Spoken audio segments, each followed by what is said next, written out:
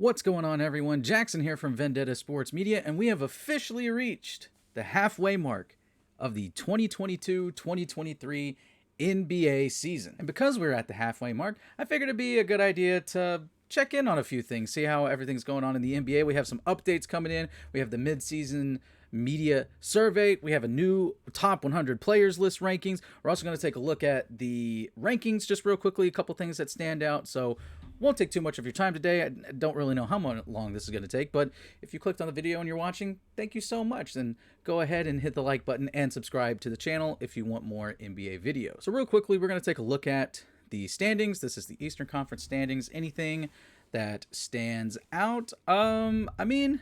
This is about probably where we expected it. I mean, Brooklyn, how well they've done has kind of been a surprise. Philadelphia's picked it up recently. I think maybe the Pacers being as well as they are might also be a pretty big surprise. But all in all, these were kind of the teams we figured would probably be in the playoffs or the play-ins, the top 10 teams. The Bulls have been fairly disappointing, as has Toronto, who finds himself a game and a half out of the 10th spot. They probably may take that. But all in all, the Eastern Conference is fairly tame, all things considering. Now, the Western Conference. The Western Conference is very interesting. Denver, the number 1 seed. Memphis tied with them for the number 1 seed. The biggest thing that stands out here is if you look at the away records. No one has a positive away record. It's Denver and Memphis at 500. Sacramento's at 500. This might be the most egregious thing I've ever seen in my lifetime. They have one of the best home records, 17 wins. New Orleans, Memphis, and Denver also in the Western Conference having that same number of wins. But on the road, they are not road warriors. These Warriors are not road warriors. And it kind of makes me think that seeding is going to mean everything in these Western Conference playoffs. I mean, I get we're only halfway through the season, and there's a lot of stuff that can change. Positioning, as far as that goes, I mean, everything's fine. I mean, Phoenix, good Lord, Phoenix has not played good. Golden State, same way. I know they've been without Steph for a while, but they were still kind of with Steph. Like, their road record was still bad with Steph, so Steph being in or out doesn't really change the fact that they were bad on the road.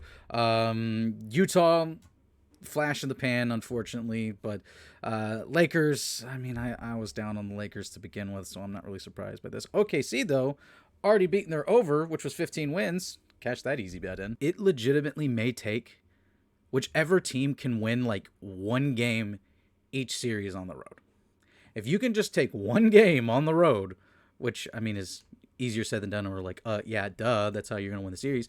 But whichever team can take just one game on the road could win the series. And that's it. I mean, let's take Dallas and Sacramento right here, the 4 and 5 seeds. The season ended today, Dallas would host Sacramento. All Sacramento would have to do is win one game in Dallas. Again, that's easier said than done. And again, these higher seeds, if you're a top 4 seed, you might only have to win like 2 road games to make it to the finals.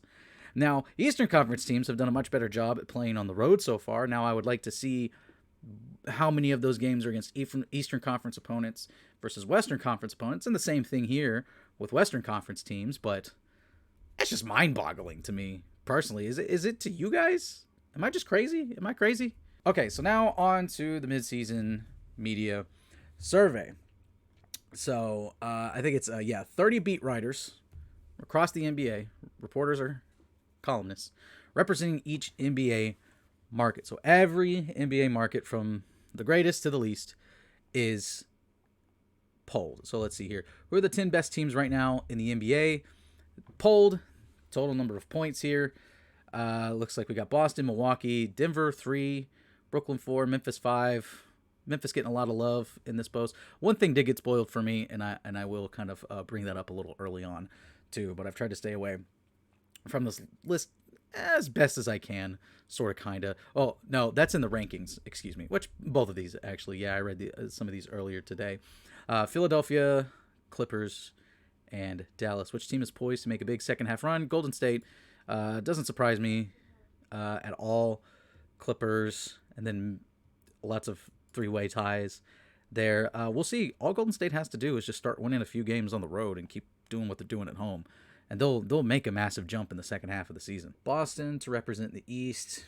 I mean, yeah, they're the defending champs. Milwaukee's kind of fallen off a little bit. Brooklyn with KD's injury. We'll see how that affects their seeding. Maybe they get a less favorable matchup if they fall down in the seeding a little bit, but could potentially only be out a month, so that's not like too big of a deal. This is surprising. This is very surprising. We'll just go back to this tweet right here. Yeah, I don't know, because let's see, if the season ended today, they would go up against New Orleans. New Orleans has the clear edge in that. I think we cannot, I don't think we can respect the Clippers on paper anymore. They're going to have to start winning good basketball games and stay healthy for me to respect the Clippers. Denver, lots of love. I mean, number 1 seed, they're my dark horse candidate. Memphis with 23% is nice. Golden State, figured they'd get that. Dallas is pretty low, but I mean, outside of Luka, they got not a whole lot going on with the team. I mean, no disrespect to the players and the fans. It's just, let's be real. If Luka's not playing, or if he's not dropping 40, 50, 60 points, they're probably not going to win that game. Finals, looks like half are picking Boston to win, Milwaukee, and then Brooklyn. This is odd, so the overlap, it looks like a lot of people have Clippers in Boston, or like a mixture of everything of these 3 teams, and then the Clippers, and then Boston ending up winning it. So that's a fair assessment. The defense wasn't great in December. They've picked it back up a little bit here to begin the new year. So we'll see how that goes. What has been the best game of the season? Everybody says Luka finishing with a 60-point triple-double versus New York. That is pretty impressive. It's at the Garden. So I think that was at the Garden. Was that at the Garden? I could have sworn it is. If so, then yeah, obviously this is great. Denver's overtime win against Phoenix on Christmas Day was pretty good too. I remember watching that. 71-point performance in OT is also phenomenal. Let's see, others receiving votes. 1-point win against Boston on November 2nd. That was just a great game. I do hope we get a 7-game series out of that, because that probably will go 7 games. Lakers win against Milwaukee on December 2nd. Okay. New Orleans OT win against Phoenix on December 11th. Boston's win against Milwaukee. Golden State's double overtime win against Atlanta, that got votes. That had to be from like Golden State's beat writer. I don't know who their beat writer is that they would have contracted for this, but best play of the season, there's a lot of plays. I really didn't care. I really didn't care about this one. Most surprising storyline of the season, Brooklyn's bounce back. Sacramento's ascension, I would definitely say trumps this. In my personal opinion, out of everything, let's see, Utah staying in playoff contention, this sort of kind of Boston strong start. Like, yeah, no timeline to return for Lonzo Ball. I don't get why that's been the most surprising storyline. New Orleans becoming a contender, that's not a surprising storyline. Who said that? Like, when Zion is healthy, this team is a contender. Like, it's not up for debate. They're good. I would definitely have to say Sacramento. Now, Ascension, would I use Ascension? Indiana start getting some love too. Pacers, like, these have been the 2 most surprising teams to me, in my opinion.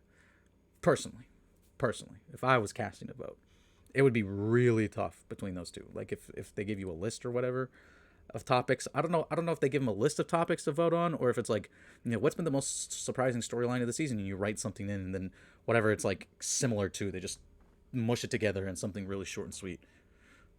Which has been the best overall personal moves last summer? Cleveland, that makes a lot of sense. It's funny that Utah is second. I guess that's mostly because of getting all the picks and still being somewhat competitive. Denver and Boston? Brooklyn? Sacramento? They didn't add a whole lot, though. Philadelphia, all they did was make one trade. They just got DeAnthony Melton in. Shout out Melt. Can you say Benedict Mathurin is a steal at 6? Can you? Maybe? He's really good. So, yeah. Walker Kessler is really good. That absolutely is a steal at number 22. Walker Kessler, very good pick. MVP, ooh, that's a tight race. 43% Luka and 40% Jokic. I definitely say Luka has to have the edge right now just because he's putting up such ridiculous numbers. But what is helping is that I said Doncic, right? Did I say Luka Doncic, or did I say Jokic? I don't know. Doncic, whatever I said, I mean Doncic. Luka should be the clear front runner right now, but Jokic is close, man. Jokic is really close. That's a tough one. That is a really tough one. Rookie of the Year, Banchero. Yeah, I mean, I like Mathurin. Again, I like Mathurin as well. I like the swag this guy carries around with. It's a Player of the Year. Put some respect on Jaren Jackson Jr.'s name. The man has 8 games this season with 5+ blocks. It's insane. And again, it's not just the blocks too. It's the contesting at the rim. Shout out whoever voted in Dylan Brooks. Whoever gave Dylan Brooks the vote. Shout out to them. 100% has to be Golden State's beat writer. Again, just riding on his team here. Kia 6th man of the year. Jordan Poole has started like most of the season. I feel like if you start a significant amount of games, that should disqualify you. Malcolm Brogdon, like, he's been good. I don't hate Brogdon. Now, Mathurin being here and here in these two categories, 100% possible that he gets a decent amount of votes for both. So, 6th man of the year. Westbrook, I don't see how, because they're bad. I feel like with 6th man of the year, it's got to be something similar to MVP, where it's like, who's someone that's coming off the bench and it's helping your team win? You know, it's not just blanket stats. Who's helping your team win? Lakers are not really winning right now. If they are, it's because LeBron is reverted back to like year 5 LeBron. It's insane. Most improved, Larry Markkinen. Yeah, that makes sense. I mean, I'd love to see Shea get it. He's playing phenomenally, but like Larry Markkinen, yeah, a lot of people didn't see him being like this. Shea, if you're someone like me, or I guess I'm not someone like me, but just like me personally, I felt like Shea was going to be that dude. I felt like he's been that dude for a decent chunk of time now. So Halliburton, I love me some Halliburton as well. Coach of the Year, Jacque Vaughn. Yeah, I would definitely say it'd have to be him probably. I would love JB Bickerstaff. Now, no one put in here. You've got to give some respect for Taylor Jenkins. Okay, he should have won it last year. Let's be real. Let's keep it a buck. Okay, Monty Williams should have won it the year before then, but they didn't. They gave it to Thibodeau. And so they gave it to Monty last season to make up for the fact that they didn't give it to him the season before. When last year, Taylor Jenkins should have won it. Now, if Taylor Jenkins ends with the first seed, if the Grizzlies end with the first seed in the Western Conference, you've got to give it to him. Okay? You have to. You have to, especially considering, like, and again, I'm biased just a little bit. So, but I'm gonna make the cases for my guys, you know. And he's had to deal with a lot of injuries. He's had to play with a lot of rookies this season, and they're still tied first and second place in the Western Conference. So, I believe that deserves something. Okay, so now we get into rankings. This is going to kind of filter over into this other ranking system that we have over here. Best point guard, Luka, got no problem with it. Steph's been out. Shout out Ja. And Tyrese as 4. Fine. Best shooting guard this season, Donovan Mitchell. I'd have to agree with that. Devin Booker. I mean, yeah.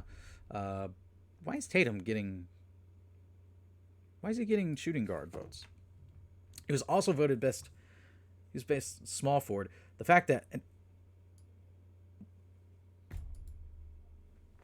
Shooting guard. I'd have to dig deep into the numbers, but gut instinct tells me that KD's been really good this year. KD was high up there in MVP odds. He was in MVP conversations there for a hot minute. And see, so others receiving votes, Luka gets a vote here. Okay? And it's like, did they vote for, is this someone that voted for one of these guys? Or did they vote in Luka twice? And they think, well, he's been the best point guard and small forward all season long. I hate people that do that. Best power forward, Giannis. Yeah, I mean, why is Jokic getting power forward? Who's voting? Best center of the season, Nikola Jokic. Yeah, No argument there. It says here, which first-year head coach has the most positive impact on his team? They got Joe Mazzulla for Boston. I feel like it's got to be Jack Vaughn, maybe. Because Boston was they were in the finals last season, and they're the number 1 seed again this year right now. How is that more of a positive impact than what Jack Vaughn has done with Brooklyn, where this team last season was playing no defense, and now their offensive and defensive efficiency is in top 10? Make it make sense. Like, Udoka was doing what Mazzulla is doing with Boston last season. Nash did not do last year what Vaughn is doing with Brooklyn this season. That's all I've got to say. Shout out Will Hardy, though. That's 100% accurate. Most underrated player in the league. Halliburton, yeah. Shea. I mean, no one gets to see Shea play. They 100% should. Thunder need to be on more nationally televised games.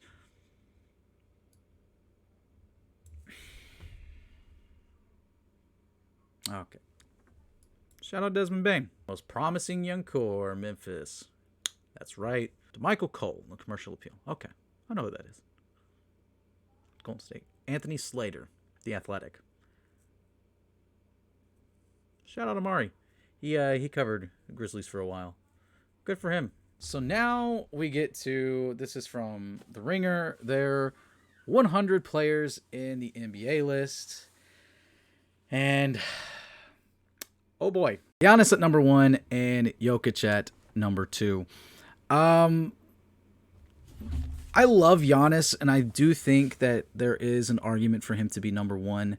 The problem is that he doesn't have too much outside of his game besides just the driving to the basket. Like his stats, the further away you move from the basket, get down. And granted, he is one of the most dominant players in the league. He's top 3 at a minimum. At the very minimum. Like, if you cannot put Giannis lower than 3. But I can see arguments for him not being number 1. And Jokic at number 2. I think that's a good place for him. Steph Curry at 3. Luka at 4. I don't know, man. That's like 4 just feels so low for Luka for everything that he's doing right now. But it's like, where does he fit up here? Where does he fit up here? KD at 5. Embiid at 6. Tatum at 7. LeBron at 8. And here we go. Here's the first big one. I saw this earlier. Anthony Davis at number 9. We're going to talk about that. Actually, we're just going to go ahead and jump right to it. We'll scroll down here a little ways. Where's he at? We'll come back to some of these. All right, Kawhi Leonard at number 22. All-time winner and two-way monster who would easily crack the top 10 of any NBA ranking if his body allowed it. This dude sprained his ankle in midair. I mean, Anthony Davis is the NBA version of Mr. Glass. He is always hurt, never available. The one time the Lakers go on a run, it is because he is able to stay healthy and also because they were shooting lights out from 3. Those are the two reasons. Why the Lakers won the bubble championship. And Zion is obviously great, but the same problems. He's injured again. How can you put 2 players in the top 10 that are constantly injured? It's difficult. Shout out Ja. I feel like Devin Booker's a little high.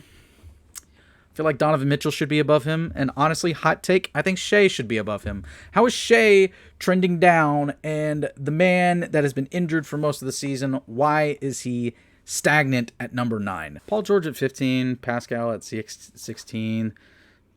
I almost combined 16 and Siakam and said Siakstein. Whatever. I'd probably switch the 2 around. Personally speaking. DeMar at 22.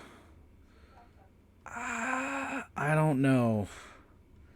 I feel like Kyrie at 29 is a little disrespected, but then it's like, where do you fit him up here? Above Trae Young? Trae Young's 3-point shooting has not been great this year.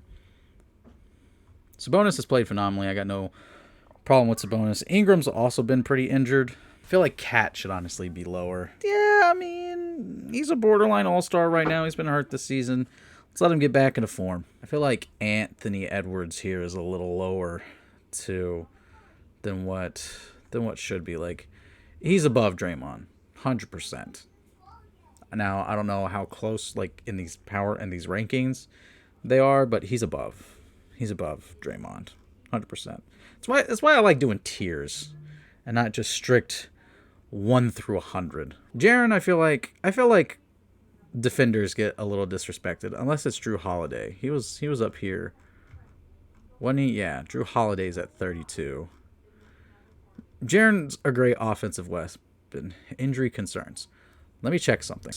Is this injury concerns and injury concerns? Okay. I just wanted to double check, but it's weird because apparently this carries more weight than others, and I get it. How good AD has been in the past. But this is not supposed to be how good AD was in the past. This is supposed to be how good they are currently. And right now, Jaren Jackson Jr. looks like the Defensive Player of the Year. So 41 for Defensive Player of the Year, kind of low. If anything, he is more detrimental to the offense of his own team than he is the opposing team. Brunson, I feel like, is getting a little disrespected here. He's played better than 51. Chris Paul, I think, is too high. I do not think he's been that great this season, to be completely honest. I mean, he's still getting assists, but which, I mean, it was stupid anyway for people to put him in the MVP conversation like 2-3 years ago. Was it? Either way. All right, so let me just go ahead and bring this up. Steven Adams is not on the top 100 list. Steven Adams, who is one of the best, if not the best, rebounder in this game, which that reminds me, I forgot to look something up. So I accidentally skipped past this while going over the midseason report. Who's the best rebounder in the league? 38% said Domantas Sabonis, and 21% said Steven Adams. Steven Adams is an absolute monster on the glass. There was a 3-game stretch where he grabbed over 60 rebounds combined in those 3 games.